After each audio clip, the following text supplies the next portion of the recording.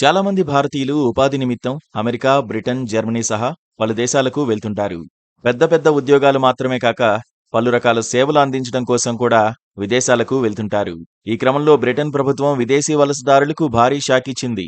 వేర్వేరు దేశాల నుంచి ఉపాధి, ఉద్యోగాల నిమిత్తం బ్రిటన్ వచ్చే వారికి సంబంధించిన వీసా నిబంధనలను కఠినతరం చేసేందుకు రెడీ అయింది. ఈ విషయంలో బ్రిటన్ కూడా అమెరికా బాటలోనే నడుస్తోంది. దీనిలో భాగంగా విదేశీ నిపుణుల వీసా నిబంధనలను కఠినతరం చేసే బిల్లును బ్రిటన్ ప్రభుత్వం పార్లమెంట్లో ప్రవేశపెట్టింది. ఈ కొత్త నిబంధనల ద్వారా వలసలను తగ్గించి బ్రిటన్ పౌరులకు శిక్షణ ఇవ్వాలని ప్రభుత్వం లక్ష్యంగా పెట్టుకుంది. జూలై 22 నుంచి ఈ కొత్త నిబంధనలు అమల్లోకి వచ్చే అవకాశం ఉంది. వీసా నిబంధనలు కఠినతరం చేయడం చాలా మంది భారతీయులపై ప్రభావం చూపుతుందని అంటున్నారు. అయితే బ్రిటన్ వలస విధానాన్ని పూర్తిగా మార్చేందుకే ఈ కొత్త నిబంధనలు తీసుకొచ్చామని హోంమంత్రి ఎవిట్ కూపర్ తెలిపారు.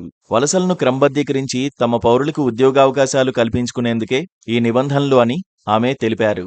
గత ప్రభుత్వం వలసలను ప్రోత్సహించడంతో 4 ఏళ్లలోనే అవి 4 రెట్లు పెరిగాయని ఆమె విమర్శించారు. ఈ సందర్భంగా కూపర్ మాట్లాడుతూ, మా ప్రభుత్వం వలస విధానాన్ని క్రమబద్ధీకరించి నియంత్రణలోకి తీసుకొస్తుంది.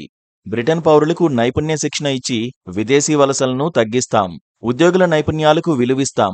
వారిని శ్రమదోపిడీకి గురికాకుండా చూస్తామని కూపర్ స్పష్టం చేశారు. అలానే బ్రిటన్కు వచ్చే విదేశీయులు సరైన రీతిలో వచ్చి సేవలందించేలా చూస్తామని, ఈ విషయంలో రాజీపడే ప్రసక్తే లేదని ఆమె తేల్చి చెప్పారు.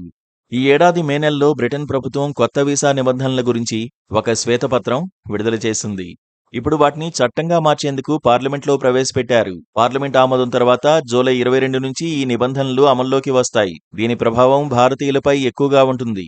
ఎందుకంటే చాలా మంది భారతీయులు పర్సనల్ కేర్ సెంటర్లు, హోటళ్లు, నిర్మాణ సంస్థలు, ఆస్పత్రుల్లో తక్కువ స్థాయి ఉద్యోగాల కోసం బ్రిటన్ వెళ్తుంటారు. కొత్త నిబంధనల ప్రకారం బ్రిటన్లో ఉద్యోగం చేయాలంటే విదేశీ నిపుణులకు ఎక్కువ నైపుణ్యాలు ఉండాలి.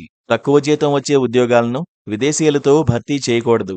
ఇంటి పనులు, పర్సనల్ కేర్, వృద్ధులు, పిల్లలు, దివ్యాంగులకు సేవ చేసే పనులకు విదేశీయులను తీసుకోకూడదు. గతంలో 100 రకాలకు పైగా పనులకు వీసా మినహాయింపు ఉండేది. ఇకపై ఆ మినహాయింపు ఉండదు. అయితే ఇదివరకే యూకేలో పనిచేస్తున్న విదేశీయులకు కొన్ని మినహాయింపులు ఉంటాయని హోంశాఖ సహాయ మంత్రి సీమా మల్హోత్రా తెలిపారు. Please subscribe